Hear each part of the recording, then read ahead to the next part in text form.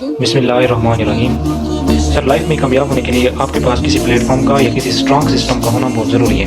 अगर एक सिस्टम आपको कामयाब करा जाता है तो माशरे में आपकी वैल्यू, इज़्ज़त होगी, शोहरत होगी, नाम होगा, एक मकाम होगा। अगर आपको कोई सिस्टम कामयाब नहीं करा जाता जिसमें आप मेहनत करते हैं, देन माशरे में आपकी ना कोई इज़्ज़त होती है, ना कोई शोहरत होती है और ना कोई मकाम होता है। आपको मैं छोटी सी एग्जांपल से समझाता चलूँ।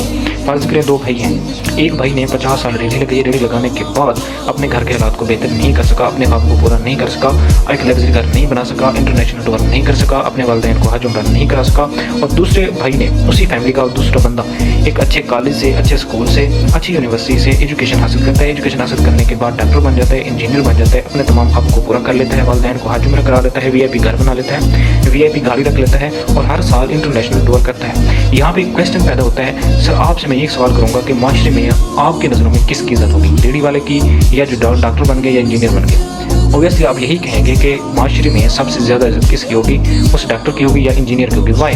सर, इसकी शोहरत, इज्जत होने की एक मेन वजह जो इसके पीछे छुपी पड़ी उसकी कामयाबी है, क्योंकि वो बंदा इस लाइफ में, अपनी लाइफ में कामयाब है, क्योंकि उसने इंटरनेशनल टूर भी कर लिया, हज उम्रा भी करा लिया, अपने पेरेंट्स को लग्जरी घर भी बना लिया, लग्जरी गाड़ी भी ले ली और वीआईपी इंटरनेशनल टूर भी हर साल करता है। अगर मैं डिटेल में लेके चलूँ, देखें दोनों के माँ बाप एक हैं, मतलब भाई जो हैं उनका माँ एक है, वालिद साहब एक हैं, लेकिन अगर हम इज़्ज़त की बात करें, इज़्ज़त किस पे डिपेंड कर रही है? उसकी कामयाबी पे डिपेंड कर रही है। यहीं से मैं एक बात क्लियर करूँ। देखें सर, दोनों थे आपस में भाई, लेकिन फ़र्क किस चीज़ का आ रहा है? फ़र्क आ रहा है सर प्लेटफॉर्म का। डॉक्टर का, इंजीनियर का जो प्लेटफॉर्म था वो स्ट्रांग था, जो उसको कामयाब करा गया, और जो बेचारा रेडी वाला था उसका जो प्लेटफॉर्म था वो स्ट्रांग नहीं था, बल्कि वो वीक प्लेटफॉर्म के साथ 50 साल लगाया, 60 साल लगाए या 100 साल लगे, लेकिन उसको कामयाबी नहीं मिली। सर, कामयाब होने के लिए हमारे पास एक स्ट्रांग प्लेटफॉर्म का होना बहुत ज़रूरी है। सर, अगर हम बात को, मैं थोड़ा पीछे लेके चलूँ, अगर हम बात करते हैं 1980 की, अगर मैं बात करूँ तो उस टाइम जो प्रोटोकॉल लोगों को दिया जा रहा था और जो आज दिया जा रहा है, इसमें काफ़ी डिफरेंस है। 1980 में रहने वाले लोगों ने कभी सोचा भी नहीं था कि इनको आने वाले 4 सालों में प्रोटोकॉल मिलेगा। जो आप लोगों के पास फैसिलिटीज़ अवेल हैं आज के जदीद दौर में, आपके पास 24 घंटे आपकी ज़रूरत की हर एक चीज़, हर एक सर्विस आपके लिए अवेल रहती है। अगर मैं सिंपल लाइट की बात करूँ तो उस दौर में लोगों ने कभी इसका नाम तक नहीं सुना था, जो आज आपके पास अल्लाह ताला की बहुत बड़ी नेमत के तौर पर साबित होती है। इस वक्त लोग पढ़ने के लिए दिया इस्तेमाल करते थे, घरों में दिया जलाते थे। सर, यहीं पर मुझे एक छोटी सी स्टोरी याद आ गई। मेरा एक दोस्त था मुल्तान का, जिसका नाम था डॉक्टर मोहम्मद इमरान। सर, उस टाइम उसके घर में कोई लाइट का इंतज़ाम नहीं था, वो दिए पे बैठ के स्टडी करता था, सारी रात बैठ के मेहनत करता था, स्टडी करता था। उस दौर में उसके घर से तकरीबन 3 किलोमीटर के फासले पर एक गली थी, वहाँ पे बहुत बड़ी लाइट लगी हुई थी, सिर्फ गली में एक लाइट लगी हुई थी। तो वो बता रहा था कि ऐसे साहब, अपनी स्टडी के दौर में मैं कोशिश करता था कि रात के टाइम वहाँ पे चला जाता था और बैठ के वहाँ पे स्टडी करता था, और जो उसके कज़न्स थे, उसके रिश्तेदार, रिलेटिव्स, फैमिली वाले, फ्रेंड्स जितना भी थे, सारे उसके मजाक उड़ाते थे, देखो ये पागल जा रहा है। लेकिन उस बंदे ने उन लोगों की बातों को माइंड पे नहीं लिया, बल्कि अपने एक मंजिल की तरफ, अपने मिशन की तरफ बढ़ता रहा, स्टडी करता रहा। आज माशाल्लाह उसका एक वीआईपी प्रोटोकॉल के साथ उसने अपना अस्पताल बनाया हुआ है। जो लोग उसका मजाक उड़ाते थे, आज उसके अस्पताल में एज अ स्वीपर काम करते हैं, और उसे क्या बुलाते हैं? डॉक्टर साहब के नाम से, सर के नाम से बुलाते हैं। एक दिन मेरी डॉक्टर इमरान साहब से सर डीपली बात हुई, उठा रहे थे। उस्ताद ने एक प्यारा जुमला बोला था, बेटा अगर लाइफ में कुछ करना है, कुछ बड़ा होना है, तो लाइफ में कामयाब होना है, तो कभी सड़क के भोगते हुए कुत्तों को पत्थर मारने की बजाय बल्कि अपने मकसद की तरफ, अपनी मंजिल की तरफ बढ़ते रहना, तब कामयाबी आपके कदम चूमेगी। जिसने उबन होता है वो पत्थर फाड़ के भी निकल आते हैं, जिसका कोई मकसद नहीं होता वो जस्ट एक्सक्यूज़, हालात का रोना रहते हैं, एक्सक्यूज़ करते रहते हैं, जस्ट बहाने बनाते रहते हैं। हालात का रोना रोने से कभी हालात सर बेहतर नहीं होते, बल्कि हालात का मुकाबला करने से ही हालात ठीक होते हैं। मेरी ऑब्जर्वेशन के मुताबिक हमारे साथ नाकामी की जो सबसे बड़ी वजह है, सबसे बड़ी फेलियर की वजह है, वो जस्ट हमारी ईगो है।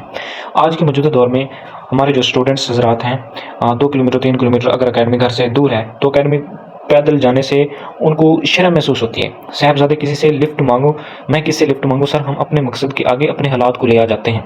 मेरे हालात बेहतर नहीं है, आजकल स्टडी नहीं हो रही, लाइट का इशू चल रहा है, हालात ठीक नहीं है, बेहतर नहीं है, अकेडमी तक पैदल चला नहीं जाता, हालात अच्छे नहीं हैं, जिस वजह से मैं बुक्स नहीं ले सकता। ये जस्ट एक्सक्यूज़ हैं। सर अगर इन एक्सक्यूज़ करने वाले लोगों को देखें, कम से कम इनके हाथ में 50-50, 60-60 हज़ार या लाख-लाख के मोबाइल होते हैं, लेकिन छोटी सी अपनी स्टडी पे लगाने के लिए छोटी सी इन्वेस्ट इनके पास नहीं होती। सर हालात का रोना रोने से कभी हालात बेहतर नहीं होते। 25 साल हालात का रोना रोते रोते रोते 20-25 साल लाइफ के गुजर जाते हैं और एक लाइफ दिए के माने चल रही होती है, और ऊपर से एक नई मुसीबत से गले आ पड़ती है। फिर सारे ख्वाब खत्म हो जाते हैं और बाद में साहबजादा वही सारा दिन गद्दों की तरह काम करता है और लाइफ के 50 साल गुजार देता है, और फिर भी हालात तो बड़ी मुश्किल से गुजर होते हैं, कोई ख्वाब पूरा होता नजर तक नहीं आता। सो मेरे भाई, अगर लाइफ में कामयाब होना है तो आज आपके पास वक्त है, आपके पास एक वसीला है, एक अपॉर्चुनिटी है, एक स्ट्रॉन्ग प्लेटफॉर्म है। डट के मेहनत करो, खुद को मार दो। ऐसा समझ लो कि लाइफ में ये 10-15 साल नहीं है, देन सर आपको फ्यूचर में आप अपने हर एक ख्वाब को पूरा कर सकोगे इंशाल्लाह। अपने ख्वाबों के साथ साथ इंशाल्लाह अपने पेरेंट्स के ख्वाबों को भी पूरा कर सकोगे, राइट। अल्लाह ना करे अगर हम लाइफ में नाकाम हो जाते हैं, हमें कामयाबी नहीं मिलती, देन हम अपने पेरेंट्स को ब्लेम करते हैं। मैक्सिमम आजकल के दौर में यही देखा गया है, अगर हम अपनी लाइफ में नाकाम हो जाते हैं देन हम अपने पेरेंट्स को ब्लेम करते हैं कि हमारे वालिदैन ने हमारे लिए कुछ भी नहीं किया। वालिदैन को बाद में ब्लेम करने से यही बेहतर है सर आज अपने आप को संवारो, इंशाल्लाह आने वाले वक्त में आप एक लीडर बनोगे। हर माँ बाप की यही कोशिश होती है कि मेरा बच्चा या मेरी बच्ची अपनी लाइफ को VIP तरीके से स्पेंड करे। इन लोगों को सर आपसे कोई लालच नहीं है और इन लोगों को आपसे कोई लालच होता भी नहीं है। जस्ट वो देखते हैं कि हमारे बच्चे कामयाब हो जाएं और खुशी खुशी अपनी ज़िंदगियों को बसर करें। सर हमारी ऑब्जर्वेशन, मेरी ऑब्जर्वेशन के मुताबिक लाइफ में सर नाकाम होने की जो हमारी दूसरी वजह है वो बेईमानी है। हम अपने काम में सिंसियर नहीं होते, सीरियस नहीं होते। अगर हम बात करते हैं एक छोटी सी स्टूडेंट के बारे में, अगर कोई स्टूडेंट अपनी स्टडी के हवाले से सीरियस नहीं है तो सर लाइफ में कभी कामयाब नहीं होगा, बल्कि वो अपने वालिदैन के साथ बेईमानी करते हैं। कैसे अल्लाह ताला हमें कामयाबी देगा? जब हम हर काम में कर ही बेईमानी रहें तो हमें कब कामयाब करेगा? कभी गौर किया है, कभी तन्हाई में बैठ कर सोचा है जिस लेवल पर सर हम आ जाएं, इस लेवल तक लाने के लिए हमारे पेरेंट्स ने कितना मेहनत की होगी, कितना स्ट्रगल्स की होगी। आपकी परवरिश से लेकर आज तक आपकी ज़िंदगी के 15 से 18-20 साल कैसे उन्होंने काटे होंगे, कभी सोचा है? नहीं सोचा ना, कभी नहीं सोचा हम लोगों ने। सर कभी रियलाइज़ करना, कभी सोचना, फिर आप लोग कभी टाइम को वेस्ट नहीं करोगे। बेहतर इंसान वो है जो रात को सोने से पहले डेली यही रियलाइज़ करता है कि आज उसने क्या खोया है और क्या पाया है।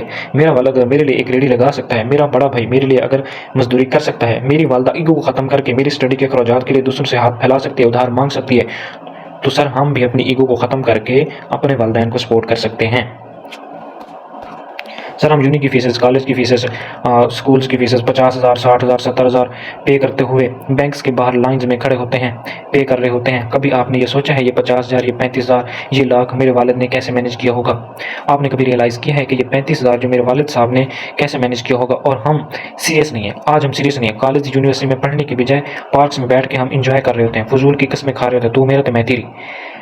जिनको सर घर में सालन नहीं मिलता उसके नाम हम लोगों ने प्रिंसेस के नाम से, लवली के नाम से, माई लाइफ के नाम से सेव किए होते हैं, और फजूल एक्टिविटीज़ में हम घुस चुके हैं, और फजूल एक्टिविटीज़ में हम अपने टाइम को वेस्ट करते हैं, बर्बाद करते हैं। कॉलेज में क्लासेस हो रहे थे और हम बाहर पार्क्स में बैठ के फजूल काम कर रहे होते हैं।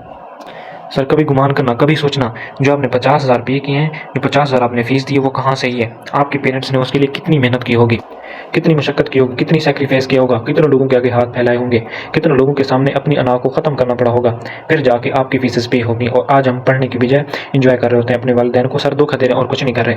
हमें चाहिए हम जिस काम के लिए जाएँ हमें वो काम ईमानदारी से करना चाहिए। बहुत से लोग कहते हैं कि वालिदैन ने क्या किया, मैं चाहता हूँ